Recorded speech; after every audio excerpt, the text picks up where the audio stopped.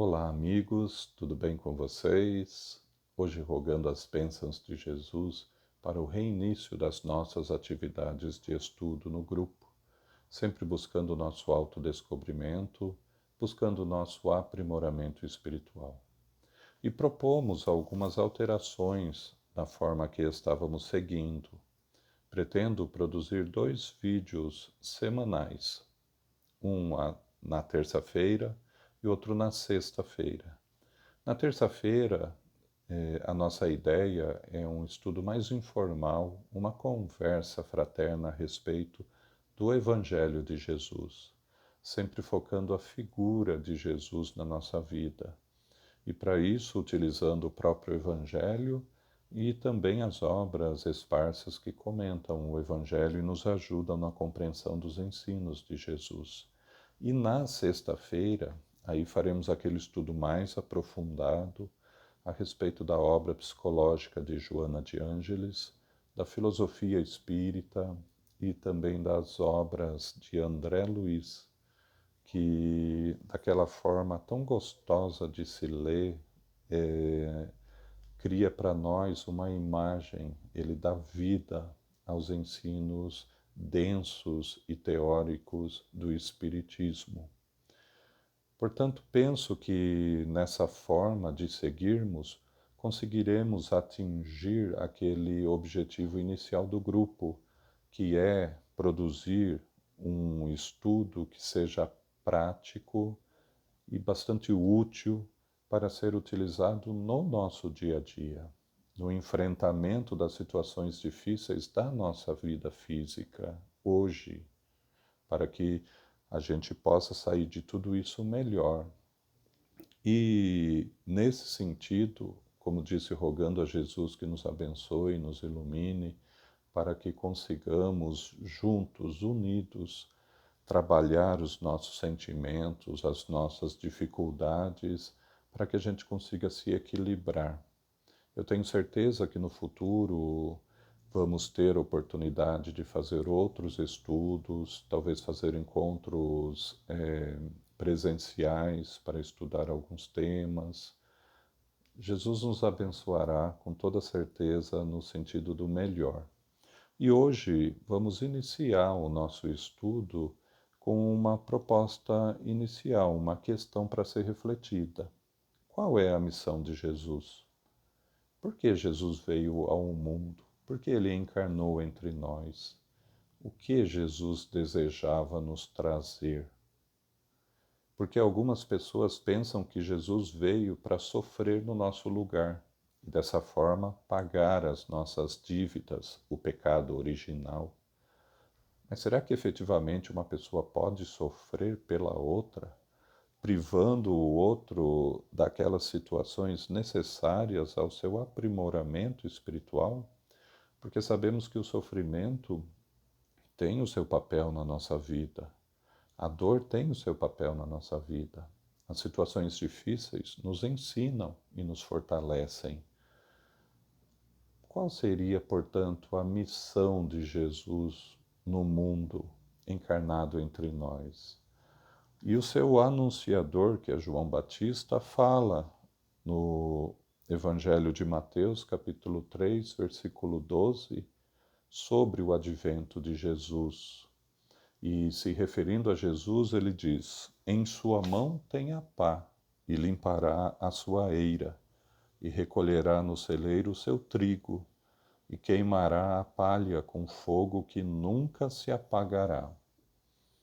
A missão de Jesus, encarnado entre nós, é trazer a todos nós esse fogo que jamais se apagará. Esse fogo que queima a palha das ilusões. Esse fogo é o conhecimento que Jesus nos traz.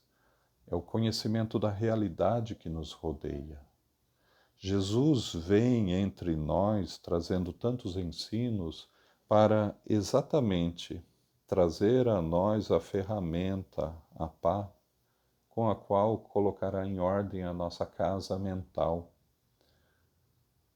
juntando ali, recolhendo o trigo de tudo aquilo que é útil à nossa vida, o ensinamento útil, a verdade, e queimando a palha das ilusões, queimando a palha dos equívocos e dos fracassos, com esse fogo que é o conhecimento, que uma vez aceso dentro de nós jamais se apagará.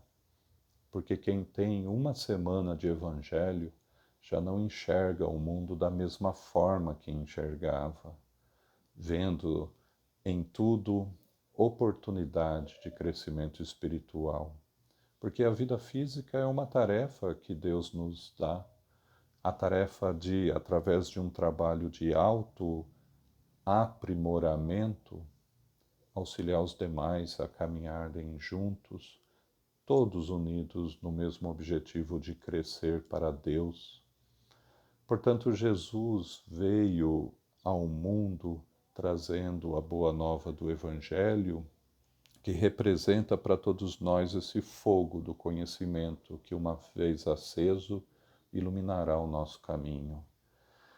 Na questão 625 do Livro dos Espíritos, Jesus é colocado como um modelo primordial. Jesus é um modelo para a humanidade. Isso mostra para todos nós que Jesus não se mostrou na grandeza espiritual que ele possui, porque a sua tarefa não era se mostrar. A sua tarefa era mostrar aos homens o objetivo a conquistar. Jesus é efetivamente o exemplo do homem, do humano, que pode ser atingido por todos nós neste mundo se seguirmos os seus ensinamentos. É aquele ponto máximo que poderemos atingir, alcançar nessa fase evolutiva em que nos encontramos. E assim, portanto, refletindo sobre Jesus e o seu Evangelho, notamos que todo o Evangelho é uma sucessão de ensinos importantes, necessários a esse nosso aprimoramento espiritual. Jesus se aproveitou de todos os momentos que pôde para nos deixar um ensino de como superar uma dificuldade, de como avançar mais um passo nesse caminho de evolução. E algumas vezes Jesus se atribui medo, dúvida, conflito. Né? Jesus não podia ter esses sentimentos, porque ele era o homem integral, totalmente consciente do seu papel no mundo, da sua tarefa no mundo.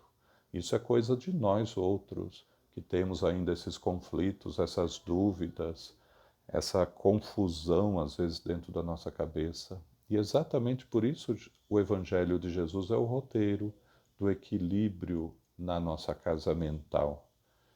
Seguindo os seus ensinos, atingiremos esse patamar. Notem, portanto, que esses momentos em que a gente aparentemente pensa que Jesus teve medo, querendo fugir da sua, da sua tarefa no mundo, né? Jesus teve dúvida se cumpria ou não o seu papel no mundo. Tudo isso Jesus apenas enfrentou para nos deixar um ensino. Um exemplo para ficar mais claro. Algumas pessoas acham que Jesus, no Jardim das Oliveiras, na véspera de passar por todo aquele sofrimento que a gente conhece, Jesus teve medo e pediu a Deus: Pai, se possível, afasta de mim esse cálice. Quer dizer, tira de mim, tira do meu caminho essas coisas. Jesus não teve medo. Ele nos deixou um ensino extremamente importante. Não viemos ao mundo para sofrer, nós viemos para buscar a felicidade. E podemos buscar a felicidade, embora relativa, podemos buscar essa felicidade no cumprimento exato das nossas obrigações, no cumprimento das orientações do Evangelho de Jesus. Mas Jesus não teve medo. Ele pede: Pai, se possível, afasta de mim esse cálice. Todavia seja feita a sua vontade e não a minha.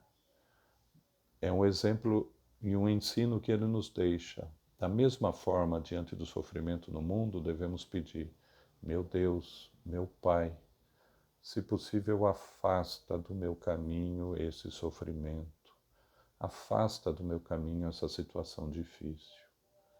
Todavia, Senhor, se não for possível afastar, me dê força para superar.